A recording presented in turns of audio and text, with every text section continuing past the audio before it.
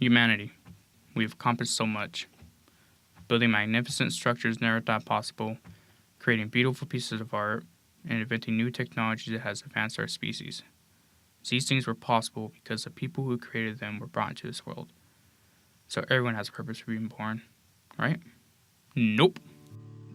Hi, my name is Amaya, and I believe no one was meant to be born. Not Gandhi, Mother Teresa, Albert Einstein, MLK, or even Johnny Depp. All these people and many more like them just happen to be born and do something great during their life. So here's my story on what I'm doing with my life, even though I wasn't planned, and what I envisioned my future to be. Now I know I'm sounding like a moody teenager here, but I'll explain what I mean at the end, so I'll get back to this later. I was born in a small town in New Mexico called Artesia.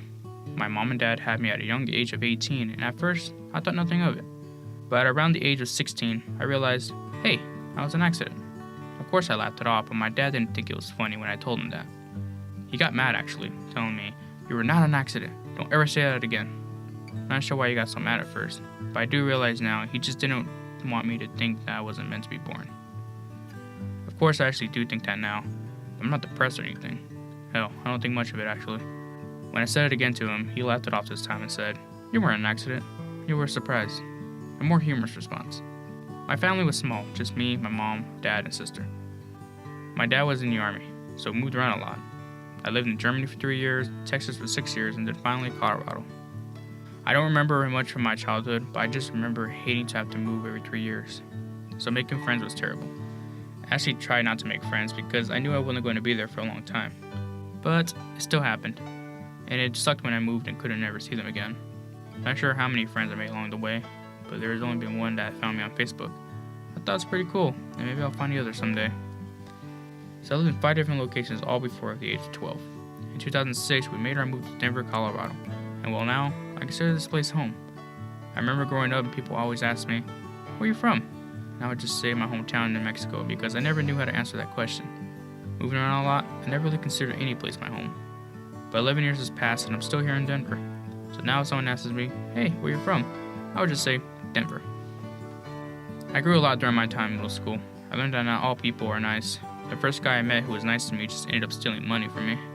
My first day in class, I sat across 2 girls who asked if I spoke Spanish, and after I said no, they proceeded to make fun of me in Spanish. Oh crap, I forgot to mention I'm not fluent in Spanish, but I understand a little bit of it. Yes, I know I'm a terrible storyteller. Sorry, let me just speed through this. Both my parents are Mexican. My dad was born in Mexico, and my mom was born in New Mexico. My dad was fluent in Spanish, but my mom wasn't. So growing up, my dad talked to me in Spanish, and my mom talked to me in English.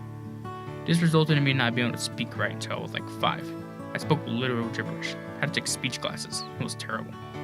So no, I'm not fluent in Spanish even though I'm Mexican. I've even had someone tell me I wasn't full Mexican once because I didn't speak Spanish. So I had to deal with bullshit like that every so often. But hey, I'm a grown-ass man now. I should probably learn how to speak Spanish. Anyways, where was I? Alright, our first few months of middle school sucked. I didn't really have any friends, and I couldn't stand up for myself when someone was picking on me. However, I did make one friend. Well, he wasn't a friend at first, just some dude I talked to and bonded over some Simpson website. But today, I consider him one of my best friends. Along with him, I made other friends in middle school, and I'm still friends with all of them today. High school came along, and it was interesting. Starting to learn what kind of person I was. Found a passion for anime, video games, movies, and television. I basically learned I'm a nerd. And I love it because it's who I am. One of my favorite things I did during high school was creating stick figure comics based off me and my friends. I remember doing one where we lived in a Left 4 Dead world, and another one was some random story about terrorists or something. It was weird, but fun.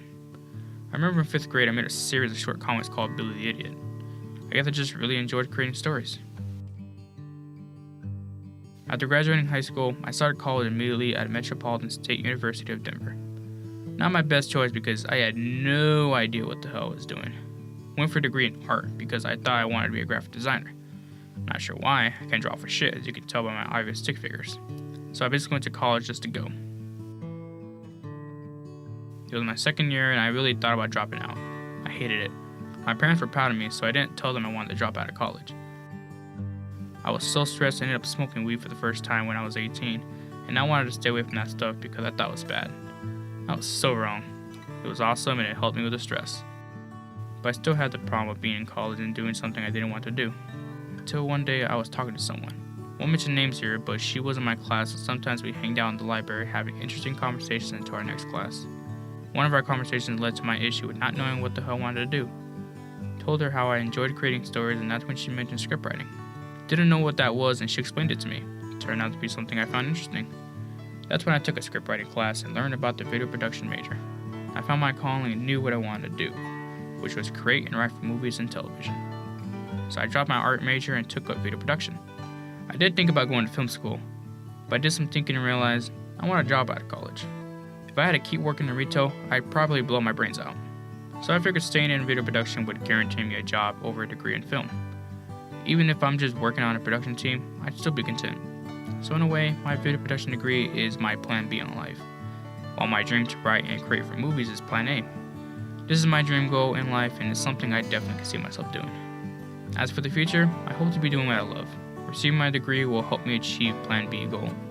My plan A goal will be harder to reach, but I did start to work on a novel last year to help me reach this goal.